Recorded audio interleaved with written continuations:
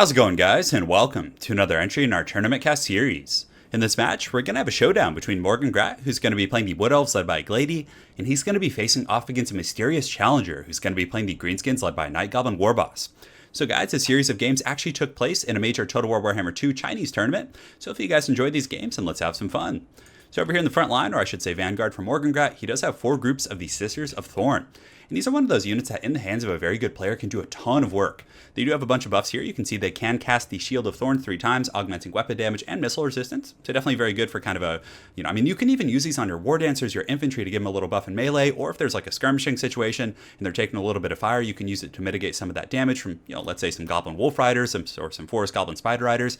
So again, those abilities are pretty tough to use effectively, especially when you have 4 of them. But like I said, in the hands of a very good player like Morgan Grat, you can definitely get a ton of value.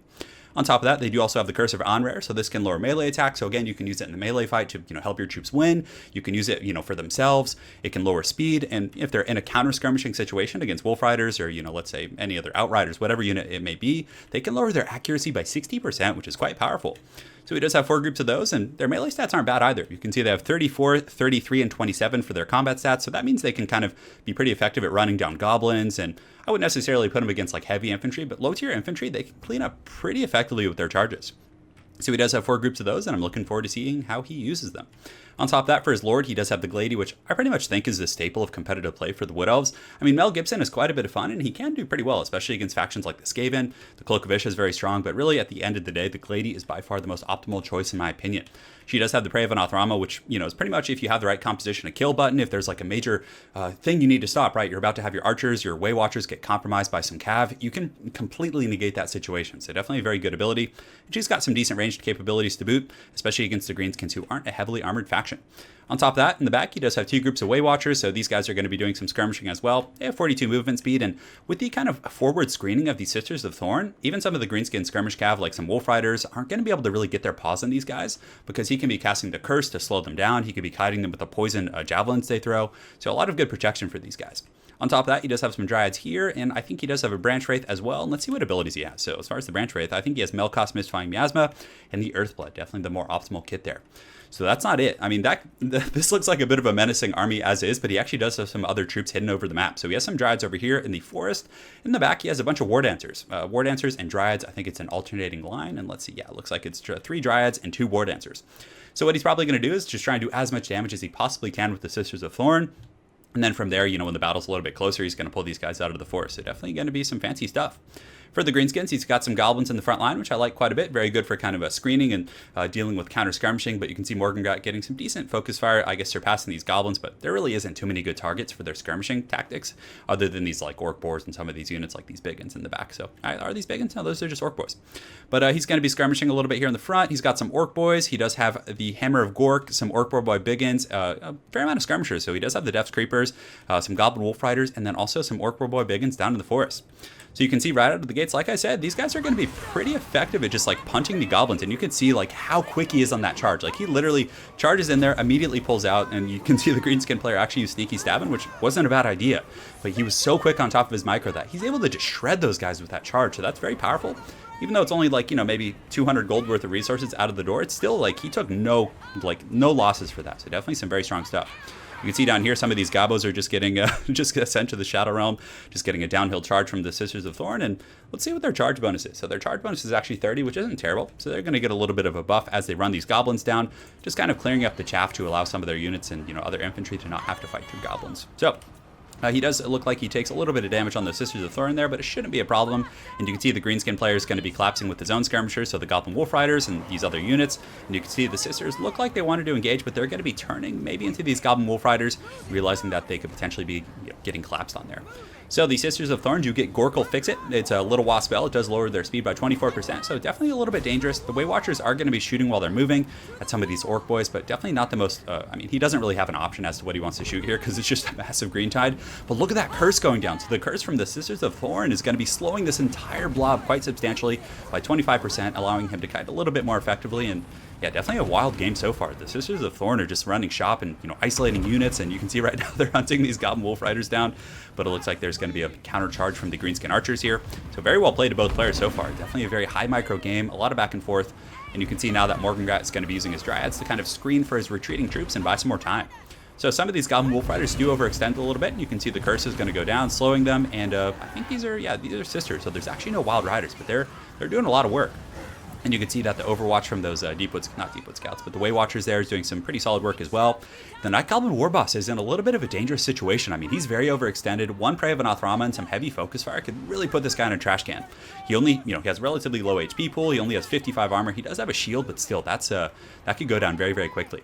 In the meantime, the Greenskin player is going to be using these Death's Creepers, a bit of a tongue twister, to try and hunt these guys down. But really, the Way Watchers are able to kite them, and honestly, Way Watchers aren't bad in melee. 26, 32, and I think their weapon strength is like 28 or 29 when they're not poisoned.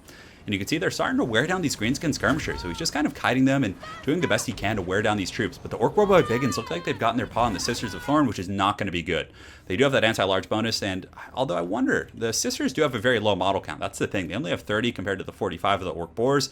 But you can see that these guys actually have zero melee attack right now from the curse. So yeah, that's one of the things about Greenskin Cav. I mean, they do have that anti-large bonus, which is going to help, but their melee attack is actually zero, so they're not going to do a ton of damage here. On the far side, the Sisters are also kiting these guys out. You can see the Dryads, who are set up in the trees over here, are going to be pushing in. So basically, if you guys take an overarching look at the battlefield, you can see the Greenskin troops are just kind of getting dragged into the mud. And keep in mind, guys, Morgengrat hasn't even used his infantry yet. So now the War Dancers and Dryads are going to be coming out of the forest, and it's going to be a whole new game. And most of the Greenskin skirmishers have been doing their best to kind of fend off the Sisters. And let's see. So the Sisters up here are in pretty good shape. Most of them are pretty healthy. These ones only lost 9 models. And now they're going to be collapsing. So obviously the Orc Boars and other troops were over pursuing, trying to catch those Sisters of Thorn, not realizing there was a ton of infantry in the forest. And then the War Dancers and the other troops rush out, using the curse to kind of pin them down. And the Orc Boars are just going to get surrounded by this horde of Wood Elves. The War Dancers are very effective against low-tier infantry, so where they're going to really be pretty horrible is against Black Orcs, but against Orc Boys and Goblins and Savage Orcs. Although I think Savage Orcs would trade pretty efficiently with War Dancers for their cost, but regardless, they seem to be doing pretty well. You can see Gorkle Fixit is going to be going down right here, which is going to lower their charge bonus and vigor. Not the most debilitating stats considering they're already fighting, but still, lowering their vigor never hurts. And the Savage Orc Biggins are now putting up a pretty good fight, and they should be able to cut through a lot of these troops. But regardless, I still think there's a lot of backline pressure going on with the Sisters of Thorn. Let's go ahead and see where they're at. So yeah, it looks like there's a bit of a blob over here, so these War Dancers are able to just crush those Orc Warboy Biggins. You can see the shield is going down on these guys, which is going to augment their weapon damage, putting it up to 32, which is pretty cool.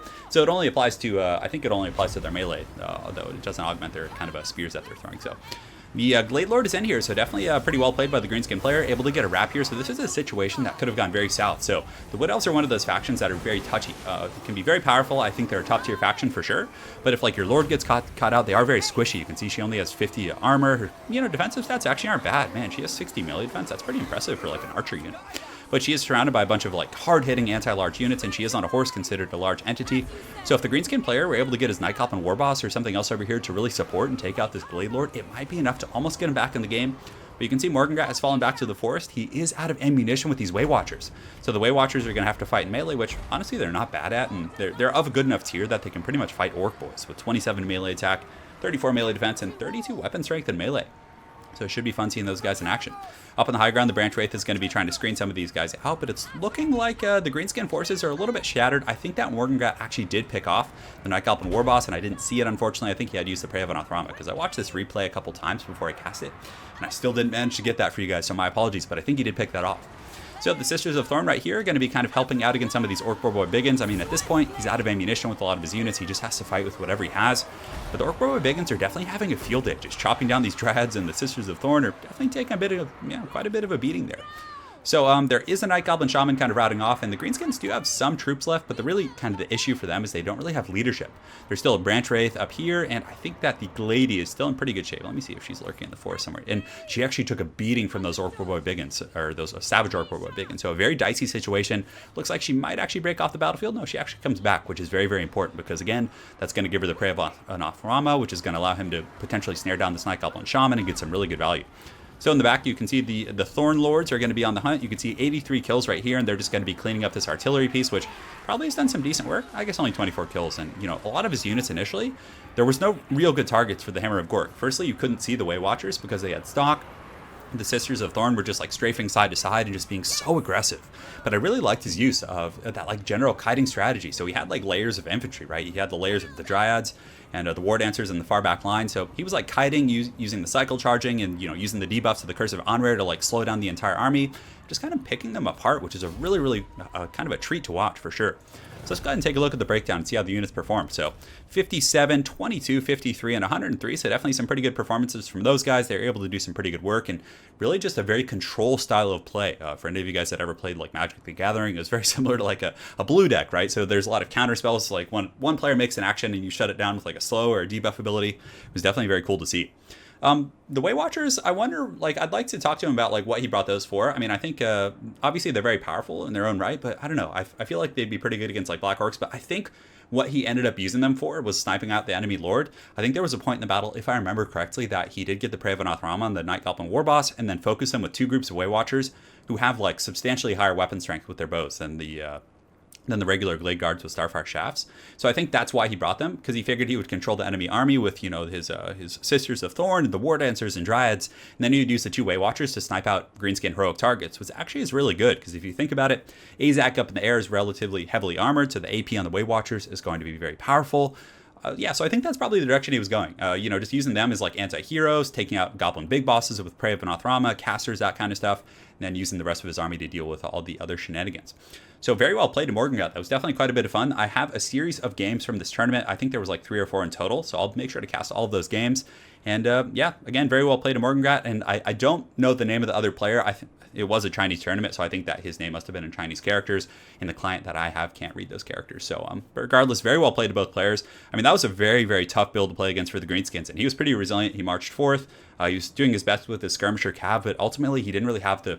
I mean, he did have mobility, right? Like, he had Goblin Wolf Riders and a bunch of stuff that on paper seemed to, be able to deal with him, but, they were really hard to catch, and like with the curse and the poison they're applying, it's pretty tricksy. So very well played to both players. Hopefully I get a chance to face you guys on ladder, and guys, we're gonna be seeing you soon. Have an excellent night, guys, and take care.